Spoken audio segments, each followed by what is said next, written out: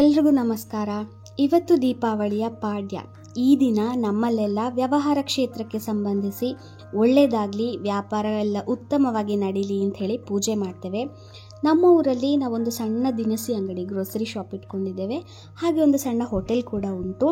ಈ ದಿನ ನಾವಿಲ್ಲಿ ಪೂಜೆ ಮಾಡ್ತೇವೆ. ಹಾಗಾಗಿ ಹಿಂದಿನ ದಿನವೇ ಗುಡಿಸಿ ಒರೆಸಿ ಕ್ಲೀನೆಲ್ಲ ಮಾಡಿ ತಯಾರಿ ಮಾಡಿದ್ದೆವು. ದೀಪಾವಳಿಯ ಸಮಯ ಅಲ್ಲ, ಹಾಗಾಗಿ ಎಲೆಕ್ಟ್ರಿಕ್ ಲೈಟ್ಸ್, ಹಣತೆ, ಹೂಗಳಿಂದೆಲ್ಲ ಅಲಂಕಾರ ಮಾಡಿದ್ವಿ.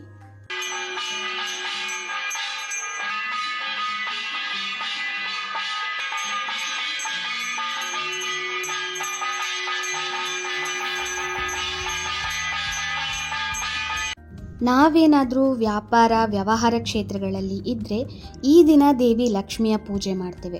ವರ್ಷ ಇಡೀ ಯಾವುದೇ ತೊಂದರೆಗಳಾಗದೆ ಶಾಂತಿ ಸಮಾಧಾನದಿಂದ ಒಳ್ಳೆ ವ್ಯಾಪಾರ ಆಗಲಿ, ಅದೇ ರೀತಿ ಧನ ಸಮೃದ್ಧಿ ಕೂಡ ಆಗಲಿ ಅಂಥೇಳಿ ಪ್ರಾರ್ಥಿಸ್ಕೊಳ್ತೇವೆ.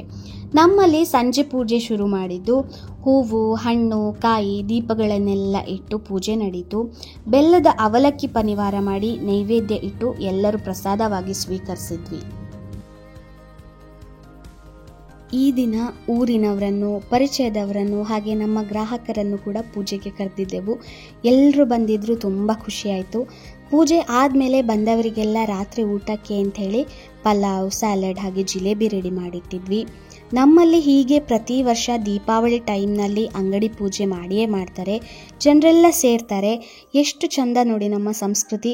ಮನೆಯವರ ಜೊತೆಗೆ ಹಬ್ಬ ಆಚರಿಸೋದ್ರ ಜೊತೆ ಊರಿನವರ ಜೊತೆಗೂ ಹಬ್ಬ ಆಚರಿಸಲಿಕ್ಕೆ ನಮಗೆ ಅವಕಾಶ ಮಾಡಿಕೊಡ್ತದೆ. ಸಚ್ ಅ ಬ್ಯೂಟಿಫುಲ್ ಕಾನ್ಸೆಪ್ಟ್ ಅಲ್ವಾ?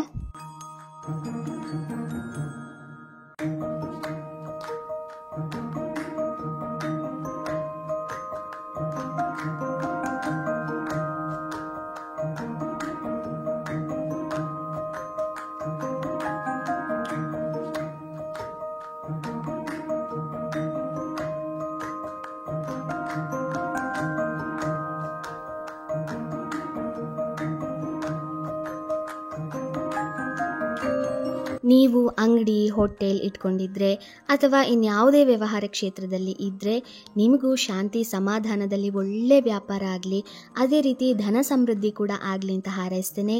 ಆ ದೇವರು ನಮಗೆಲ್ರಿಗೂ ಸದಾ ಒಳ್ಳೇದು ಮಾಡಲಿ. Thank you for watching. Bye.